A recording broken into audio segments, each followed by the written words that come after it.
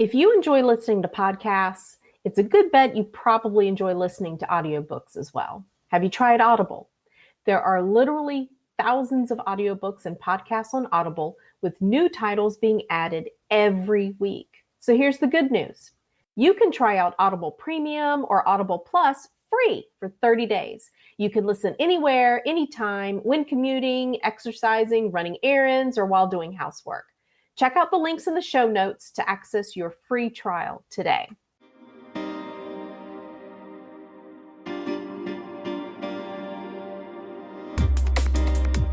Welcome to the Communication 24/7 podcast, where we communicate about how we communicate. I'm your host, Jennifer Furlong.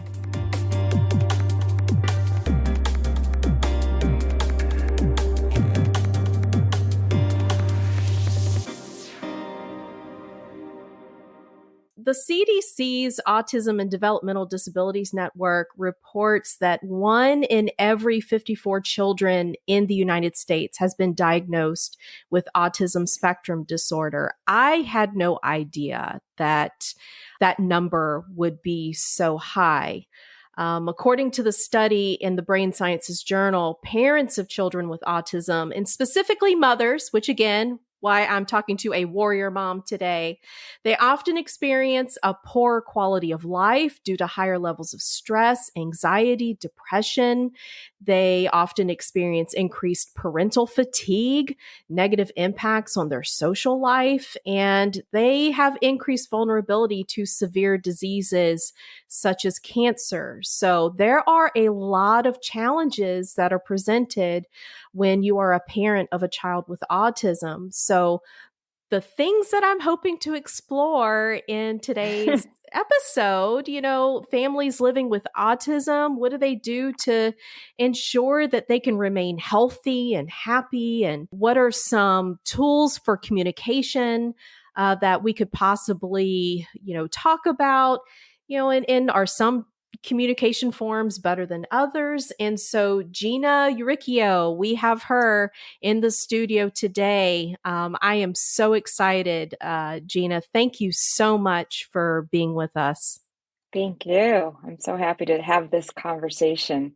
So we can start off. Would you mind telling everybody a little bit about yourself, and why is it that this is a topic so close to you and your family, and, why you're doing what you're doing now, in connection of autism awareness?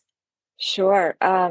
I live in Connecticut with my family, and my husband and I, just regular young couple, just wanted to start a family, as most young couples have the desire to do so. And John and I had our first child. Her name is Allie, and she was born, and we had we did the usual. We bought all the right things, went to all the right classes, sort of read the books, had the baby shower, had a healthy pregnancy, very physically fit, just very mindful, all good. And we had Allie, and we brought her home, and we watched baby TV. We were in awe that we were in charge of such a life and how we were going to go forward. And we named her Alexandra, but right away she became Allie because of the show Ally McBeal. Okay. Where I just loved it because Ally McBeal had this quirky side about her, not knowing that she would really become quirky enough to, in her own personal way. And that quirk would eventually be described in a diagnosis. But as Allie began to kind of have, just reach general milestones, even gaze aversion, how she looked at me, nonverbal gestures became my first warning for her. And so she was a very quiet baby, and she didn't look for me often. And this was our first child. So we just were like, oh, maybe she's quiet. Maybe she's this, maybe she's that. Then came the stages where she would be looking for me, maybe reaching up or waving bye-bye, the nonverbal gestures, the pointing, which, as we know, Jen, are so important in nonverbal communication. That's And right. how we use communication. As a student of communication, I always know that, but body language, it all, emotions, answering to her name. And that wasn't happening. So again, it was a red flag for me, the mother, but everyone around me lovingly put it off, saying that she was fine. Then it went towards, her 9-month, her words, everything that was coming soon. She'll be playing pretend kitchen. She'll want to do your hair. She'll want to play with dolls. And over the period of time, that just never happened. She developed a few words, and she was a very quiet baby. And we just, I had all these warnings, and I kept bringing them to my pediatrician and the office, I should say, and they just were dismissive about it till about 15 months, when I finally went in there and I said, I was pregnant with my son. I just became pregnant with my son. And I said, look, I've got another baby on the way. I really believe that there's stuff going on here. We need to really look at this. I actually took, I remember going into the back of what to expect when you're expecting, because there's really, well, first of all, the internet was just coming about. So if you wanted information on autism, you had to go to your library or encyclopedia and look it up. So I went to the back of the what to expect, and I said, could it be this? What is this really? We all knew just Rain Man, really. You're right. Yes. I mean, nobody, which was done, and there are certainly similarities there, but of course that was a male, she was a female. And I spoke with my mother privately about it, and she was like, what does that mean?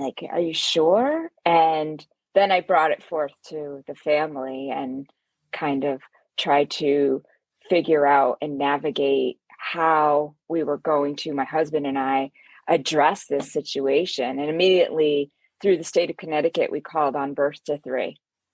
And that's where they can come into the house and assess your child.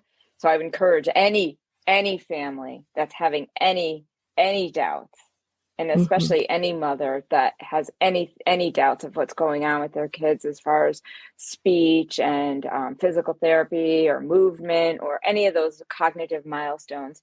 We called on Birth to 3, and they came in with developmental teachers and occupational therapists and speech therapists, and we were immediately overwhelmed.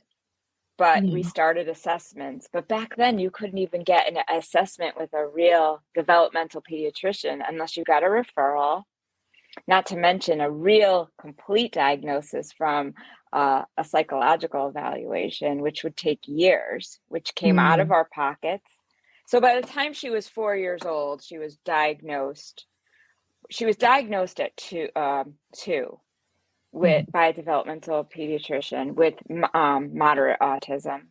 And then she was fully diagnosed by a psychologist when she was 4 years old, with being moderately affected by autism. And so there were many discussions, a lot of out-of-pocket money, thousands of dollars that just went into those appointments alone. And on top of that, those appointments were recommendations of what we had to do, which are laundry lists of things, which became completely overwhelming to this young couple who was pregnant with their second child, who had a daughter now that wasn't even answering to her name after we had ruled out her hearing and all those things. Right. And we began the trail of taking in recommendations, and we began Allie's journey truly with our family on how to learn to become an advocate, learn to keep her safe, learn to keep ourselves safe, explain and always be the messenger to our families on what was going on. being out there in society and being held by society, which at that time there was no whole being held in society. It was, people weren't really talking about autism like they are now. There are a couple of things that you said that I would like to pick up on. I think other parents out there would really appreciate hearing more about. One of the things that you had mentioned, with Allie being 24 now. So yeah, I mean, 24 years Mm. ago, absolutely. The amount of information that parents today are able to just Google, is so completely Mm-hmm. different to what it was 24 years ago. I have a daughter who is, my son and my daughter are in that age range as well. My son just turned 26 and my daughter is about to turn 25. So I know what you mean by there are limited books, you go to the library to learn about becoming a parent. I can't imagine how incredibly frustrating and alone you must have felt without having information readily accessible to you. I do wonder because at least you had that background in communication. I believe you have your master's in communication, Mm-hmm. right? I do. So I do. I'm sure you, as the communication person, you had all of your own things going on in your mind about communication and milestones and things Mm-hmm. that should be happening by now.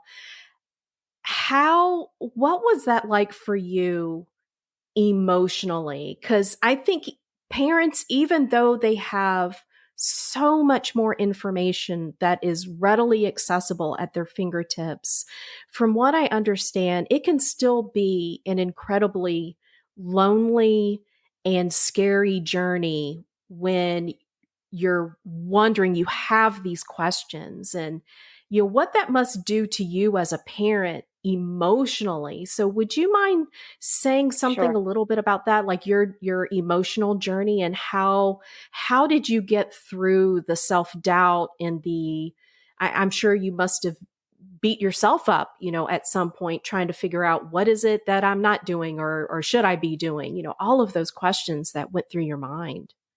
Yeah, and let me say that I work with it every day still, I mean, Mm, it is a practice of letting go over and over. Parents have to do that with their children all the time, but finding out and being emotional, the emotional state of having the diagnosis. One thing that I have to say is intuitively I knew. So when mhm, we got to these milestones of when we had finally reached the developmental pediatrician diagnosis and we had finally got to the psychological end of things, I knew, and I was holding space for the rest of the, like, I held space for my husband at the developmental mm, pediatrician because he had not yet arrived. He knew, but to hear it from a doctor's, you know, their voice to your ears. I had kind of worked out some things of about this journey that was going to be completely different. In the meantime, I'm protecting because I'm pregnant with my second child. So I'm my son. So, which actually is a blessing because I don't even know if I would have had my son Johnny if I had known more. He is the perfect fit for mhm, our family, and he was especially made to be Allie's brother. So, but I had to. One thing that is for sure is I had to take care of myself because I was pregnant. But right. secondly, I was intuitively had to follow and just kind of, just dial with the phone and look up, and call into the doctor and say my truth of what, even though I Mhm, kept getting pushed away, and feeling alone was a real place where I started I would say more of a stronger. I've always had a very spiritual, deep side to my personality, but I didn't access it as much as I could have. Um, or I had kind of put it to the side to just be in my 20s, so to speak, mhm, and be free. because we're always seeking that freedom and non-constricted. But I had to really lean onto that side of myself, which I would say now I strengthen daily by Mhm. practicing, mindfulness, meditation, yoga, the entire, prayer, the entire gamut. So I had to lean on that a lot for myself because I was the messenger, I was the leader, I was the go-to person. Yeah, and then my husband was feverishly trying to I mean, we're a young couple, so he's feverishly trying to make a living, just make it so we could have everything that we could have that we would need to pay for because everything was out of pocket. Oh, you're going to need a playscape even. You're going to need this, how about a ball pit? A tent, you're just maybe a therapy swing. These things And are like every time you're hearing $2,000. something new, it's like cha-ching, cha-ching, cha-ching, cha-ching. You can just hear the money, just going Yeah. out the window. Wow. Yeah. Wow. So he was definitely, but we divided, we as a team, we've always had to divide and conquer, because Mhm. that was the way it was. I mean, I was freelancing at home. I was doing a little bit of work here and there. Luckily, I was able to kind of do that stuff, but the focus as she entered school and as we started to get IEPs and learn about the school system, it became a full-time job. And Mm, then to your point, I would say 25 years in getting an education, something that, let's just say, it's not that I didn't want it, but let's just say I didn't expect to get an education like this in right. autism. With, Yeah. what you resist persists. So Mhm. basically, I even was like, oh, they're asking me to learn about this and speech and, constipation and potty training. And then they're telling me and my husband, she'll never do this and she'll never do that. And she'll never play with dolls and she'll never probably have any friends. And, Mm. that's a lot And that's of, hard to hear. That's hard yeah, to hear as a mother.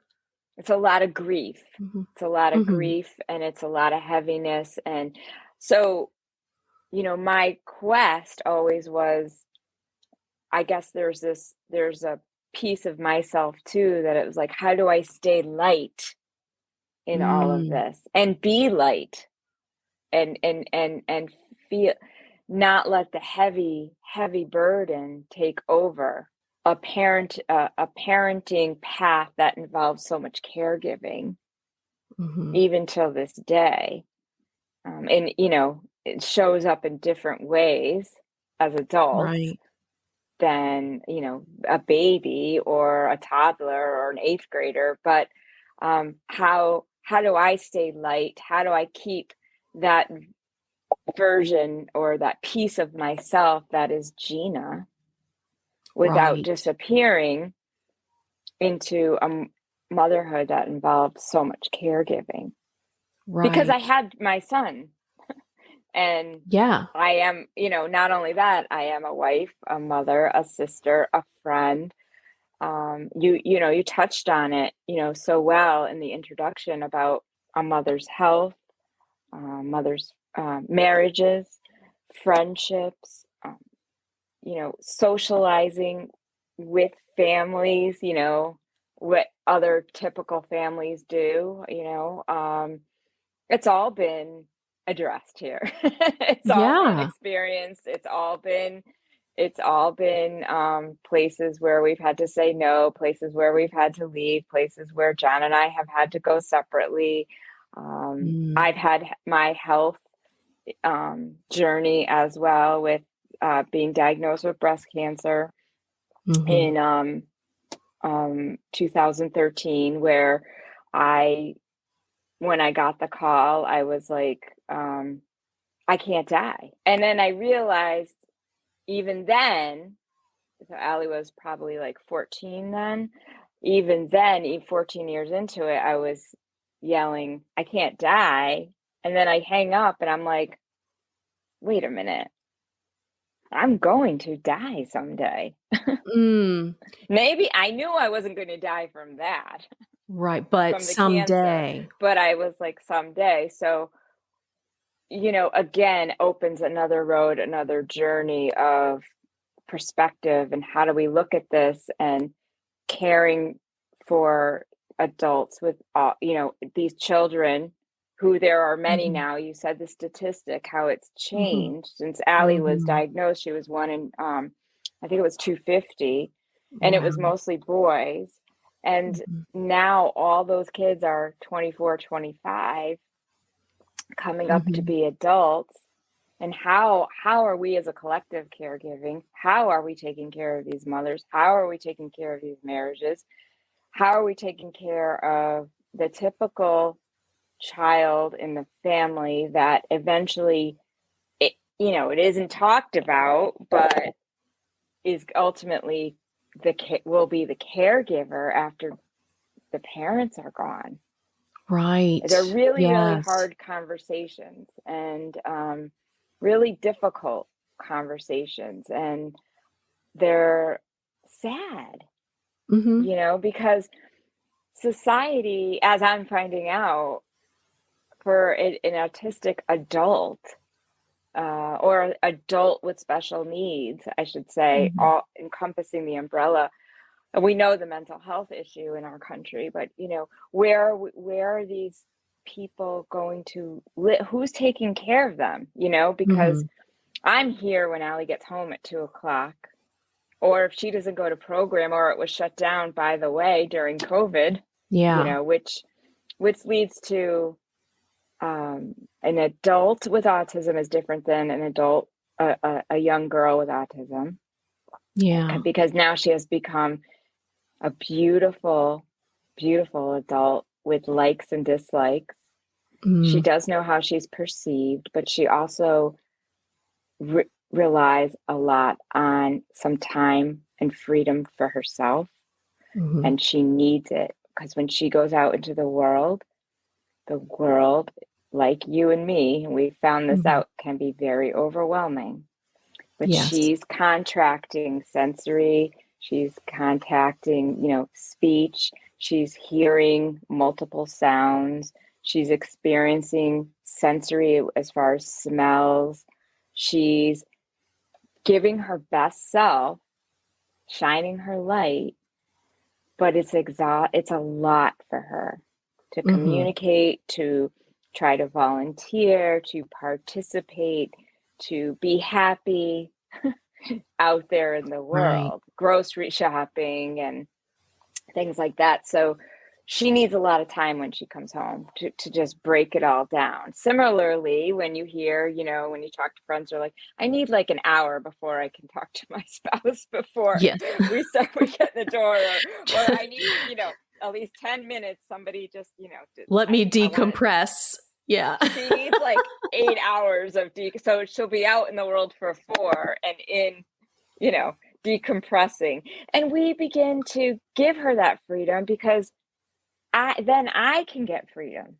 Because when Mm. she's little, it's like do, do, do, do, do, do, do, never stop Mm-hmm. teaching, get on the floor, get here. And you feared when she was left alone to her own devices, she would disappear and go into her own world and just have that Yeah. blank face where you just stared at her and she wouldn't say anything. And Mm. you're so afraid that that's going to happen that you almost put in too much. Yeah. So you learn as a parent as you go, again, intuitively. My practice has been, it doesn't matter if 5 kids at school like to go here, there, that, and like Taylor Swift concerts and loved, Mm-hmm. this and that. Allie likes it this way. Yeah. And Yeah. everything that Allie liked, in turn, so funny, it works well for me. It's Okay. what I Yeah. need to. And when I need something else, if I need more connection or socialization, I need to speak up and reach out. Mm. So the Okay. loneliness doesn't doesn't come and cover me up. That takes bravery, and that takes, Mm-hmm. everything that we practice on the yoga mat, as warrior poses, of course, as sitting still in Sukhasana, the mindfulness of just being with yourself and Mm-hmm. being with your thoughts and letting them go, to standing in a warrior pose and being like, I've got to soften, but I want to get strong, but I don't want to become hard. And I don't want to like pull my inner thigh muscle in this Yeah. posture. And how do I connect with myself and learn how to come back to my body? And how do I do that when I'm not even on this mat, taking Yeah. on these poses in my real life? Yeah. So that's how I came up with the my business name, Mother Asana, because I compared it to, I was sitting with Allie with presence and purpose, and Mm. whether it would be for that 1 minute connection, or if I get her for 5 minutes, and sometimes I'm lucky enough to get her for 15, where Yeah. she's giving me eye contact and we're sitting together. Uh, it's a win-win situation. We're connecting. I get what I need. It may not be speech and conversation, but it's maybe doing some parallel type Mm-hmm. things where she's sitting on her phone and I'm sitting on my phone, but we're like both on our phones, and there's some, and I may have like a little something on the table and I'll push it nearer and then she'll push it back, and we just begin to have this little dyad of something going Right. on where we're connecting. And I think that's the cornerstone of, Mother Asana, is sitting with presence and purpose, and this parenting, caregiving, fatherhood, brotherhood, sisterhood lifestyle is all through connection, being the highest pose we can ever hold in this lifestyle, in this world.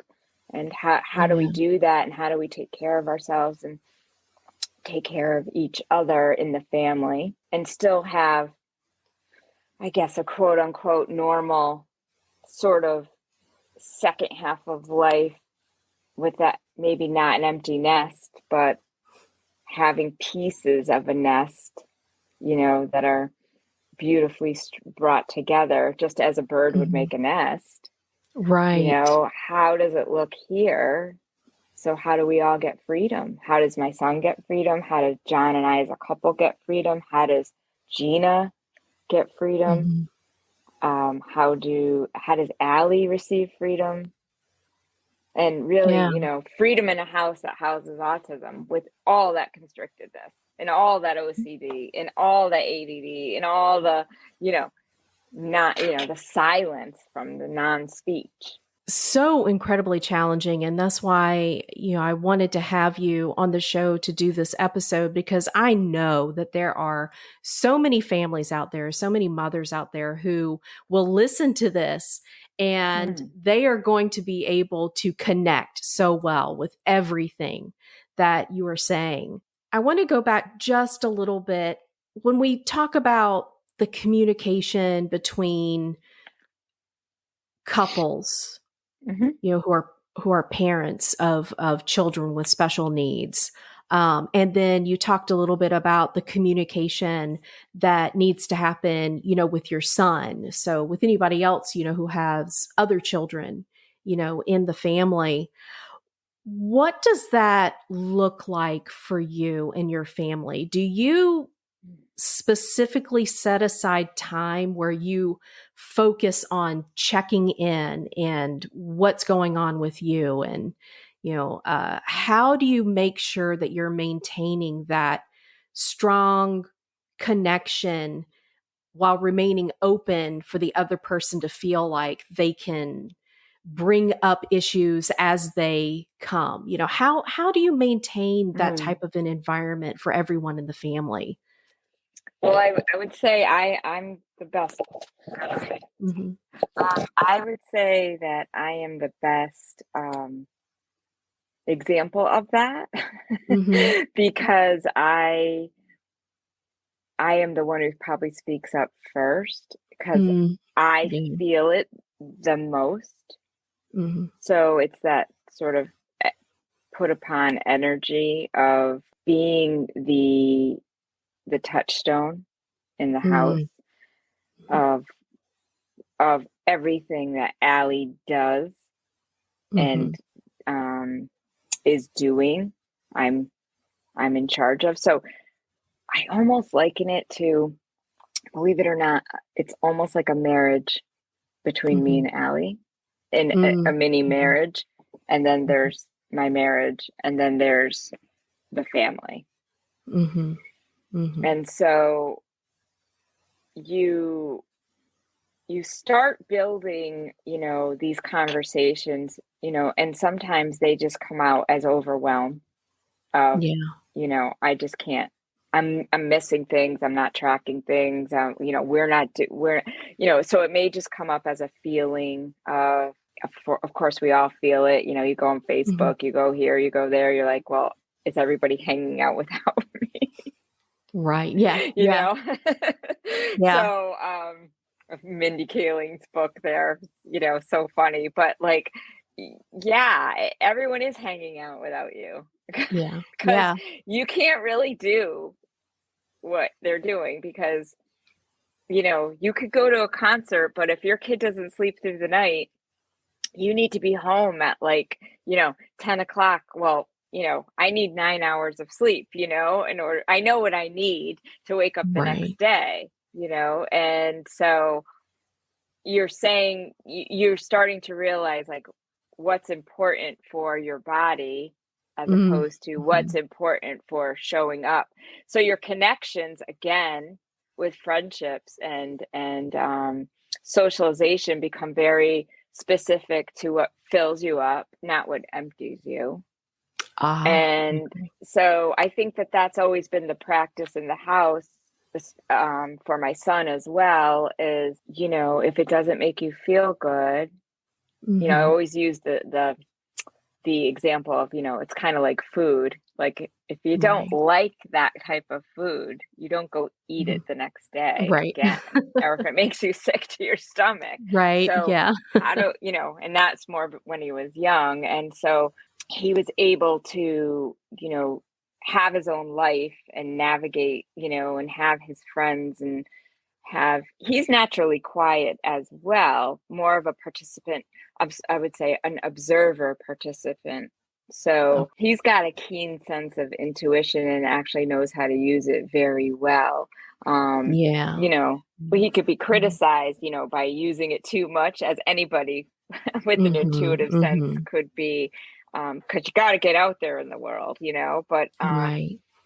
but obviously our system, the way we socialize, has evolved so much since Yeah. the way he was, since he was born. Um, my husband, I would say, always had a career that gave him um, the chance to be himself and be out there. So he Okay. would have the socialization and the gratification of the socializing that we crave Mm-hmm. as adults, as humans, where autistic individuals do not essentially. Allie essentially doesn't crave conversation. She Right. craves connection, which is why I talk about it so much in our book and on Mother Yeah. Asana, because Yeah. connection is really the cornerstone. But she Mm. doesn't create. And so how will she connect the dots with you is always out of Yeah. the box, where you better be pretty mindful or you're going to miss it.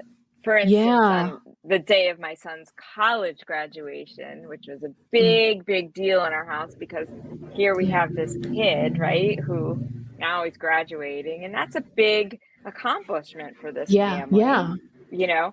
and she wasn't going to go up to him and be like, "Congratulations, Johnny," So she put on a Quinnipiac t-shirt that Mm-hmm. said, Quinnipiac, he went to Quinnipiac University 2022. And she like wore it around the house the whole week of and the graduation day, she came down wearing a shirt, and she was like walking around very proud. But that was her way of showing us that she's like, I know what's going on. But she's not sitting down like, okay, Mom, should we, get cupcakes, or, should we decorate the table this way? It doesn't come in that way. The Yeah. conversation Yeah. doesn't come in that way. Hence, you need to have a lot of time to listen, which is part of the practice, or be that, like, as Johnny is, the observer, I am and so glad, that you shared that story, because that is such an important piece. One of the things that I was going to ask you about was you talked about the differences. There's a difference between how we might want someone to communicate with us, and that may be the way we feel we're making a connection. But that may not necessarily be the way that Allie would be in tune or feel connected with you. So as a parent, to be willing to observe and listen and think in terms of, okay, I might crave that type of communication, that type of conversation, so we can talk about these things. So how do you communicate most effectively with Allie? Or is it more of a, you really do have to just focus on, in the moment, what she is doing and how she's expressing herself, and then you just have to be able to adapt to that? Well, I love what you said, in the moment, because essentially that's what we have, right? We only have this moment, and that's one of the best ways to quell the fears. Okay. And the anxiety that comes along with all of this, or the umbrella of the entire caring for, another person, as far as, caring for two bodies. I mean, it's like, she needs deodorant, I need deodorant. She needs to shave her legs, I need to shave my legs. So it's like, she needs to wash her hair, so I do approach her, I give her a lot of freedom. And I think it's just stemmed from both of us being who we are. And that's why we're perfectly made for each other. And it's like, she's kind of a soulmate to me. So if I could just begin, and I think if parents can begin to look at that again, not being married to your child, but having this sort of really soulful relationship of connection. And my husband too, I mean, he has it with her as well. You have to access it. So when you stay surface and you just stay hard on what it's supposed to be or how it's supposed to look, then you become constricted, and your peripheral you lose it. You lose your vision, because you aren't giving yourself the freedom to kind of flow and bend and be loose, to just go in and say, it's okay. And so I'm going in to talk to her or to be with her, and she's like, her line is, "Mommy, walk, please." Okay. She's more or less like, okay, I don't need you here.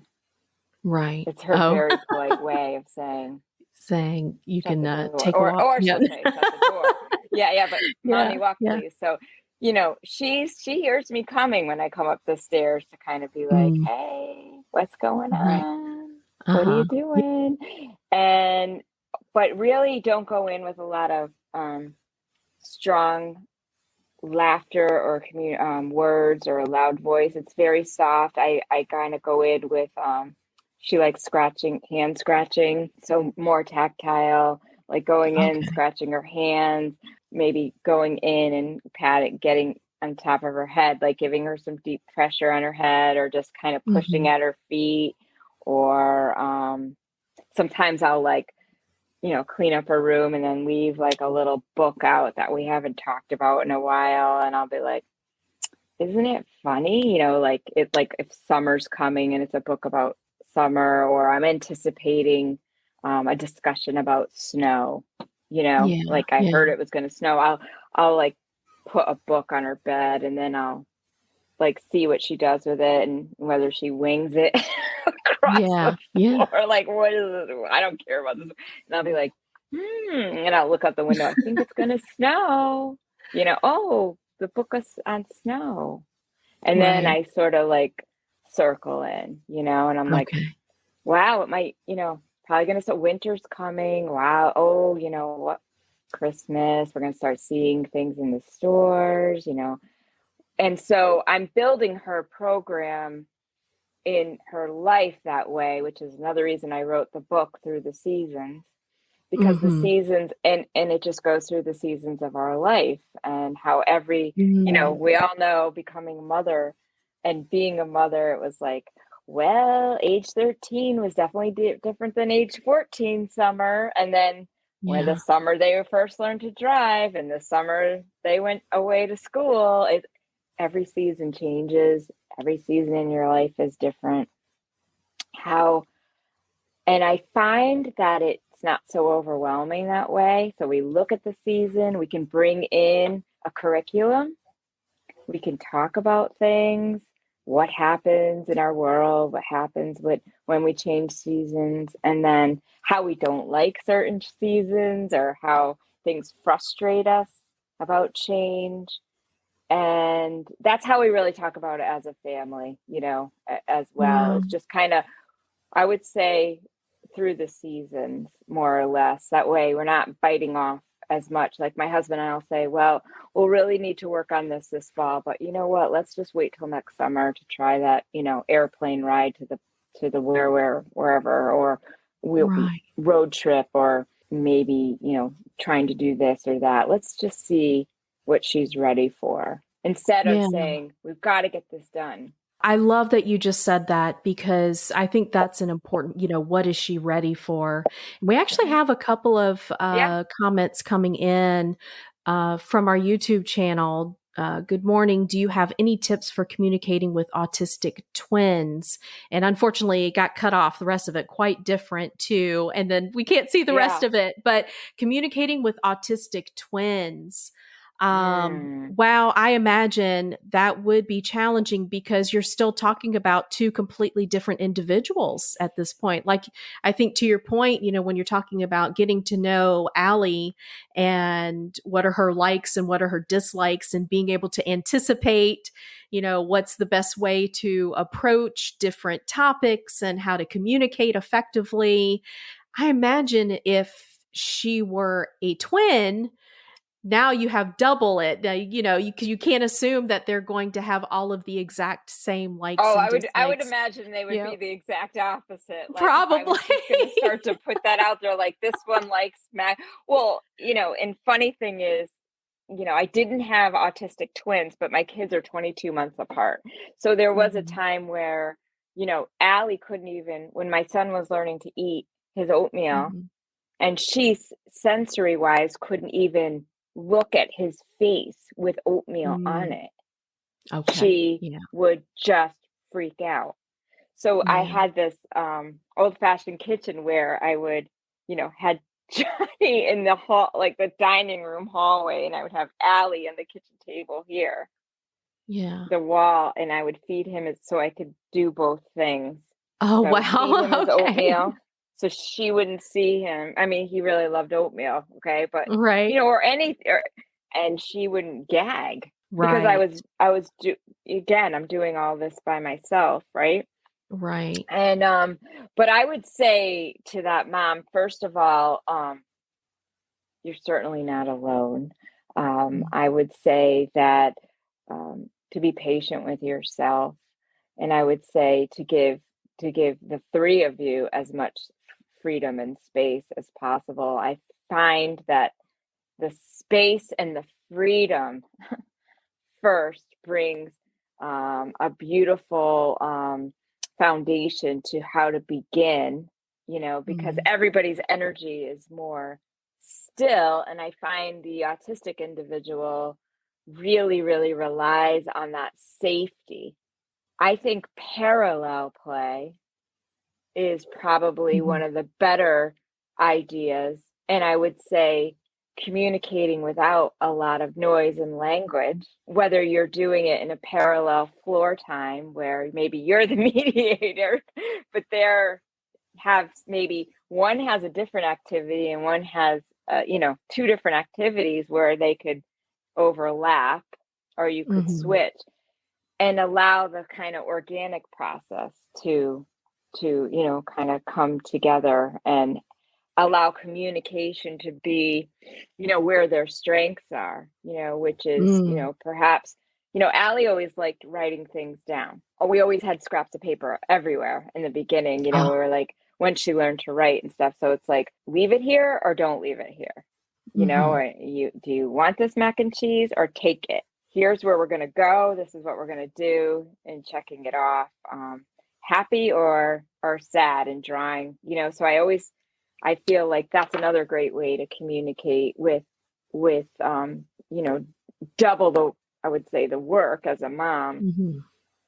is just giving them power. Of course, you can always use the little peck symbols and things like that, but I always found, especially when Allie's acting out, when I give her power and I could say, here, Allie, do it. It takes her out of, oh, I was busy screaming about why I don't want to do this. And now I've got to think and I've got to say, I don't want to, but I can write, Yeah. I don't want to. So then she's writing and she's getting some input. And then Yeah. she's like, I don't like that. Or, Yeah. yes, I want to. And so she has to she has to line everything up and think, which she's capable of doing. It Yeah. gives her power. And then, okay, no, we're done. Yeah. But we won because I won't say we win, but we win as the parent because we connected. Now, with your typical child, you may say, or we need another word for that typical child, but with the Right. typical child, we may say, well, my son's not going to have some 5-hour conversation about me, but I know my sister's going to have a good 2-hour conversation with her daughter and of a back and forth. And that's connection, and that's very fulfilling. But Mm-hmm.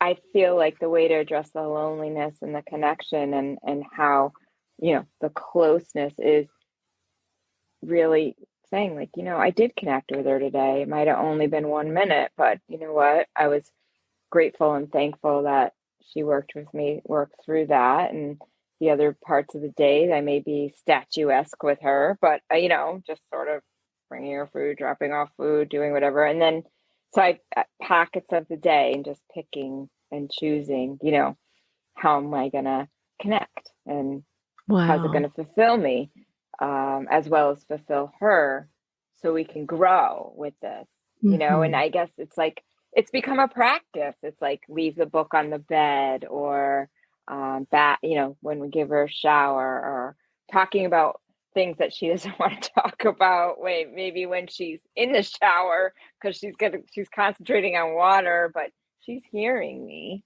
because you're forgetting, not you, but people forget that she knows what's going on. Yeah. She knew when I had the breast cancer, she knew that Mm-hmm.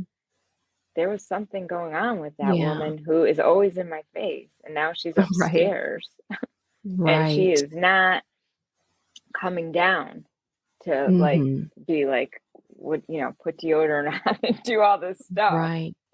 It does sound like there's you really do have to be forgiving of yourself. And earlier, like we said, being in the moment, but tuning in to, this parent who says they have twins, learning, just kind of being in tune and learning what is going to be their preferred way, of communicating and giving you messages and letting you know what's going on. And someone else on Facebook Yeah. says that my son is autistic and it has been a very interesting journey. I'm sure that Mm. statement is something that most parents would probably agree with, an interesting journey. Let's switch gears here. I know that you have a new book that was Mm-hmm. just published. Can you take us through the book? What was the Mm-hmm. goal for publishing this book? This is a family journal and a keepsake something that you can use throughout the seasons of your life. And so it's spiral bound. It has places to doodle and draw and create connection. And I came up with this product, I guess I want to say, because I needed a way and I wanted a way to hold the connections and the time, which, you know, I just have described a couple to you, but to keep them in my memory and with my son, how usually it happens with us, we begin in a safe place where we're living, which could be the kitchen table, the beach, the outside on the grass, your family room, or any room that you really live with your family or your kids. And just kind of approaching family time in a very unique way, where if you wanted to spend 2 hours, like, you know, my niece and my sister are going to have that conversation, you could spend it. And if you've got that 1 minute where you've got that one child who is like, I'm good, and doesn't have the attention span, and then you've got that typical child who's like, I need something to do. And you're the mom who's like, I need something for them to do. So that's really what the book is about. It's called The Art and the Voice of Autism. So one of Allie's gifts is Allie is an artist. And I took the pieces of art that she made and the different sayings that she has about life and musings and placed them into specific seasons. For instance, in this one is called We're All Spinning on the Same Ball. And it's a picture of people holding hands, Allie's art. And then it goes into each season has 3 or 4 different writings. So it goes into me writing about us. We're all spinning on the same ball. And then a quote, which I use, What a World We Share, from Barney. And then an artistic expression. Here we have Create the Earth. We're doing some artwork just with ripping. A lot of the kids can't really cut very well, you know, and ripping is good. And it's also very satisfying to a typical kid, where you're like, you just want me to rip this, you know? You mean I'm allowed to tear this up? And then we'll have an artistic expression. We go through a journal prompt in some way, in some other sections of the book, an artistic expression where you're painting rocks, perhaps in the summer, satisfying the most distracted family members, to doing holiday gift lists for our favorite people who come into this house and help me with Allie, to Allie's people who are out there in her world now, her art teacher, her yoga teacher, her grandmother, her, friends of mine who are just unbelievably supportive of my lifestyle and my calendar and being able to keep up socially in what I'm able to have and do, but being able to be fulfilled as a girlfriend. It's really important part of my life, Wow. And there were times probably when I would say that I would have rather, but the loneliness and the burden of it all would have probably said, it's just too much. How can I have that? How can I have, I don't want to say how can I have it all, but how can I have all that?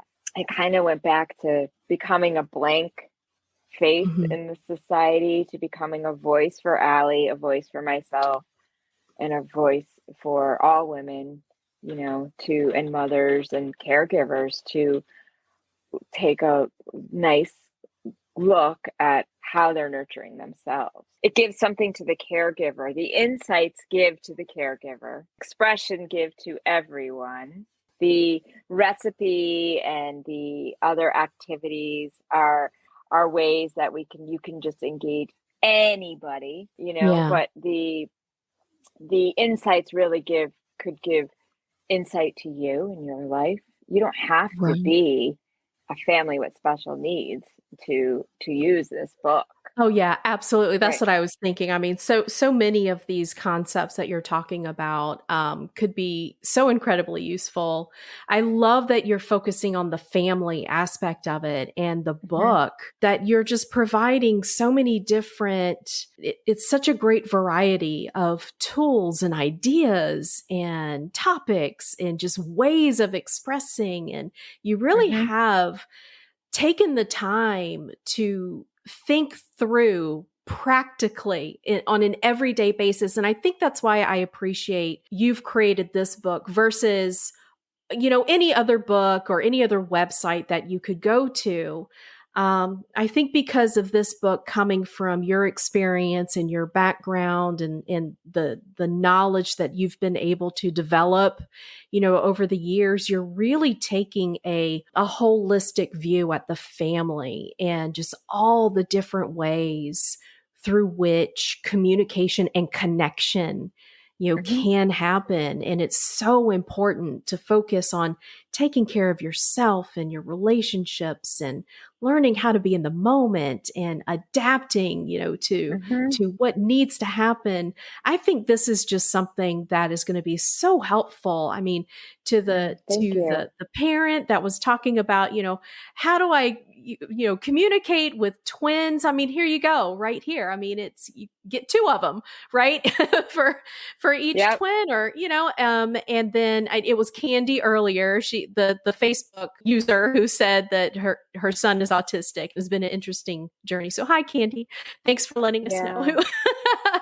I think it's just so incredibly powerful, and what a wonderful tool that you have created for families to use, because I think that's probably what has been a missing piece. And I'm sure you are well aware of that. So, anybody who's interested, where do they go to? You said it's available for pre Hmm. order. Where do they go to pre order? How do they get in touch with you? All of those good things. It will be available for pre-order midweek this week Mm-hmm. at motherasana.com. And that's our Mm-hmm. website. Yep. And that's where you can check us out. You can check on Allie living her best life. Yeah.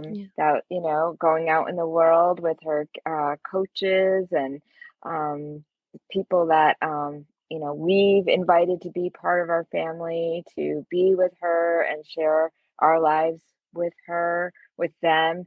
And the products are on the website, and you can look for me, to be doing these types of talks going forward, and um, trying to just expand, bringing the book to life, I hope, Mm-hmm. is a goal, by having places where we'll be able to give these activities to the younger individuals in a classroom, or perhaps the older individuals in a social skills group of some Yeah. sort, just Yeah. to inspire connection with teachers, art teachers especially, since Yeah. we love using art as a way of Mm-hmm. communicating. Right, Yeah. absolutely. So, if you are someone, maybe you're not thinking that you would need this book for yourself, but if you have a friend, and like Hmm. Gina was saying, in the school system, if you would like to gift this, to someone, to a teacher friend in the school system, highly, highly recommend. This hour went by really Really fast. quick. It went by so fast. Yeah. I am so appreciative of you and the work that you're doing. And I tell you what, Gina, bless you and your family. Thank you. I think it's, I know it's been challenging and it's been a difficult road, but being a beacon of light, if you will, for other families and for other, parents, and specifically mothers who are just now beginning this journey. I think to be able to hear your story and to be able to know that they are not alone is probably the most powerful gift that you can Hmm. give anyone. So I thank you for that. And I know there are others out there who thank you for that as well. And are there any final thoughts or anything that you would like to say before we wrap up? Just to the parents, to the mothers, to the caregivers, I just want to say, just always remain open There's so many instances when you're sure you are the teacher, but you really need to be the student. Give them a chance to guide you, show you the way a little bit. Yeah, I think that's actually a lesson for all of us. All right. So, everyone, have a great rest of your day, rest of your week, and all of the information that we talked about today, as far as the website and how to pre order the book, I will make sure that they are available in the show notes. So, everyone, take care and have a good one. Thank Bye. you. Bye.